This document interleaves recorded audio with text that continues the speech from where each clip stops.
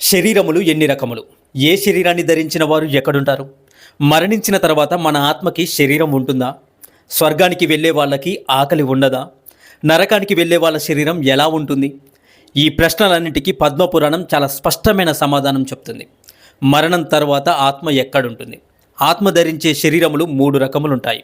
1 పాప శరీరము, 2 మధ్యస్థ శరీరము, 3 పుణ్య శరీరం. అసలు పాప శరీరం అంటే ఏమిటి? జీవితంలో ఎలాంటి పుణ్యం చేయకుండా తన స్వార్థం కోసం మాత్రమే ఆలోచిస్తూ అధికమైన పాపాలను మూటగట్టుకున్న వారు మరణ సమయంలో అధికమైన బాధలు అనుభవిస్తూ ఉంటారు.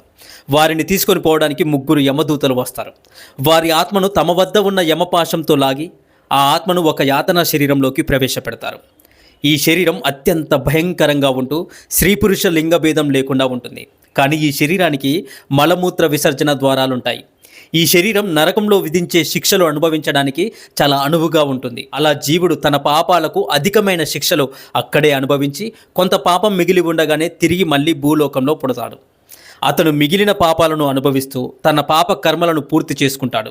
ఏ జన్మలో అతడికి జ్ఞానం కలిగి సాధన ద్వారా దైవానుగ్రహం పొందుతాడో ఆ జన్మలో ఉత్తమమైన స్థితిని పొందుతాడు. ఒకవేళ భూలోకంలోనే అతడి పాపాలు అధికమైపోతే అతడు చేసిన పాపాలు అతన్ని వ్యాధి రూపంలో బాధిస్తూ ఉంటాయి. వారికి తిన్న తిండి కూడా జీర్ణమవ్వదు. వ్యాధితో మంచం పట్టి అక్కడే మలమూత్రాదులు విసర్జిస్తూ తీవ్రమైన దుర్వాసనలు వెదజిమ్ముతూ తన పాపాలను తలుచుకొని దుఃఖిస్తూ మరణిస్తాడు. మళ్ళీ నరకవాసంలో శిక్షలు అనుభవిస్తారు. కానీ ఇలాంటి వారిని ఎప్పుడూ కూడా నిందించకూడదు మిత్రులారా. అది మహాపాపం. ఒక వ్యక్తి తన పాపాలకు శిక్ష అనుభవిస్తూ ఉంటే అతడిని నిందించిన వారికి ఆ పాప కర్మలు అంటుకుంటాయి. కాబట్టి అలాంటి వారికి వీలైతే సహాయం చేయండి, లేదా ఊరుకోండి. అంతేగాని నువ్వు ఎన్ని పాపాలు చేశావో ఇలా కష్టపడుతున్నావు అని మాట్లాడడము, తిట్టడము, విసుక్కోవడం చేయకూడదు. అలా చేయడం వల్ల వారి కర్మలు తిట్టిన వారికి చుట్టుకొని వారు కూడా అలాంటి స్థితిని పొందవలసి వస్తుంది. మధ్యస్థ శరీరం. ఈ శరీరాన్ని ధరించిన వాళ్ళే భూమిపై నివసిస్తారు. అంటే మనమే, మనుషులం.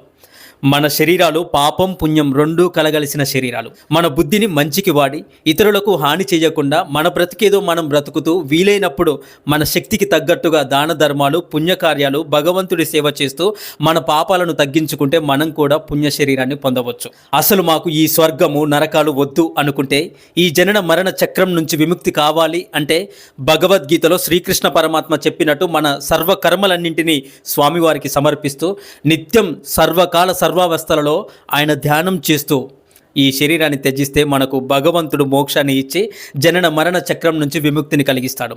అందుకే పెద్దలు చెబుతారు, ఏ మంచి పని చేసినా శివార్పణమస్తు అని అనాలి, లేదా ఏ మంచి పని చేసినా శ్రీకృష్ణార్పణమస్తు అని అనుకోవాలని చెబుతుంటారు. మనిషిగా జన్మించి మనిషిగా జీవించి గొప్పగా మరణిస్తారు కొందరు. వారినే దైవమని, గురువని, ఆదర్శవంతమైన వారని మానవాళి గ్రహించి వారిని అనుసరిస్తూ ఉంటారు.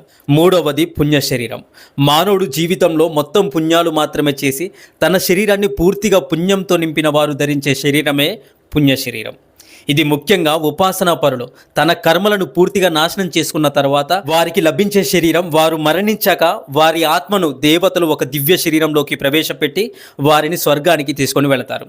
ఈ దివ్య శరీరమును ధరించిన వారికి ఆకలి దప్పులు ఉండనే ఉండవు. అక్కడ వారు తమ పుణ్యంలో అధిక భాగం సుఖాల రూపంలో అనుభవించి ఇంకా కొంత పుణ్యం ఉండగానే వారు తిరిగి భూలోకంలో జన్మిస్తారు.